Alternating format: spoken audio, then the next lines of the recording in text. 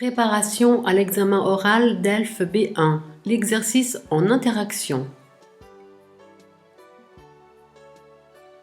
Alors, introduction. L'exercice en interaction est la deuxième partie de l'épreuve orale DELF B1. Dans cette partie, qui dure de 3 à 4 minutes, vous devez faire un jeu de rôle avec l'examinateur et simuler une situation inhabituelle ou résoudre un problème ou alors convaincre l'interlocuteur, demander quelque chose.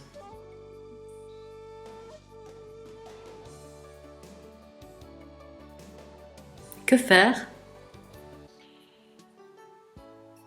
Lire attentivement le texte et dégager la problématique. Comprendre ce qu'on doit faire. Est-ce que je dois contester quelque chose? Convaincre quelqu'un? Résoudre un problème? Quel problème? Quelle est la solution? Puis je dois identifier les deux rôles. Faut-il se tutoyer ou se vouvoyer? Alors, quelle méthode suivre? Saluer l'interlocuteur conformément à la situation. Exposer la situation qui précède la problématique. Exposer le problème. Demander ou proposer une solution. En cas de nécessité, insister. Conclure et saluer. Alors, voyons un exemple.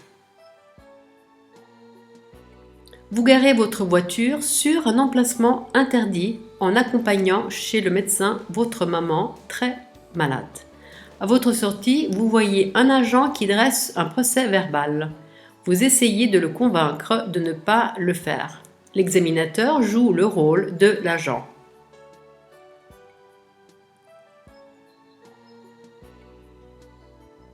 Alors, quel est le problème? Vous vous êtes garé sur un emplacement interdit pour avoir accompagné votre mère très malade chez le médecin.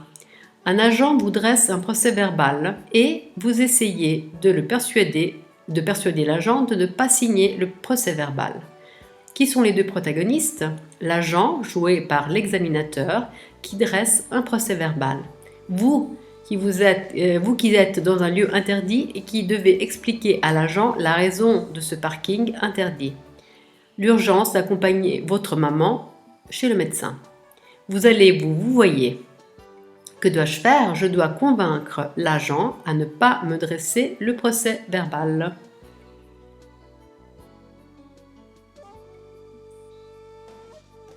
Simulation. Je salue l'interlocuteur et expose la situation qui précède la problématique. Bonjour, monsieur l'agent. Bonjour, monsieur. Vous avez garé votre voiture sur un emplacement interdit. Oui, c'est vrai, vous avez raison et je m'en excuse, mais ma mère est gravement malade et j'avais l'urgence d'aller chez le médecin. J'ai parqué ma voiture sans regarder les panneaux. J'expose la problématique. Je vois que vous m'avez dressé un procès-verbal. Oui, vous n'avez pas respecté le code de la route et je suis obligée de faire mon travail. Je comprends, mais ici, il s'agit d'une urgence. Je ne pouvais pas perdre de temps car ma mère avait la nécessité de voir le médecin. Le parking le plus proche est à 2 km et ma mère ne pouvait pas marcher. Je vous demande d'être compréhensif.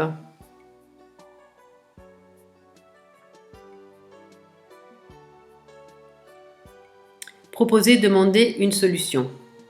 Je vous demande de ne pas signer ce procès-verbal. 250 € est une somme importante pour moi et en plus, avec les problèmes de santé de ma mère, la situation est vraiment difficile.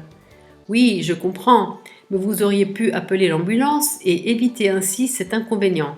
En vous parquant ici, vous avez bloqué l'accès à beaucoup de personnes. Oui, mais je vous répète qu'il s'agit d'une urgence, d'une situation d'urgence. Ma mère a risqué de mourir. Bon, d'accord, j'annule ce procès-verbal, mais la prochaine fois, faites attention.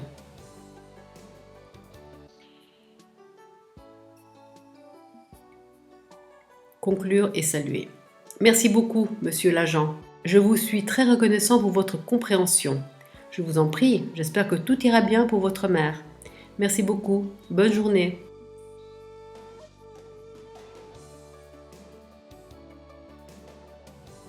Quelques conseils.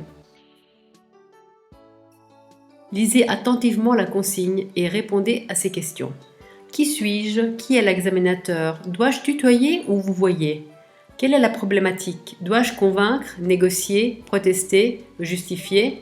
Ne répondez pas oui, non aux questions de l'examinateur. Essayez de répondre de manière complète à ces questions, mais ne faites pas l'erreur de parler sans écouter votre interlocuteur. Il s'agit d'un exercice en interaction, pas d'un monologue. Utilisez les formules de politesse adaptées à chaque situation.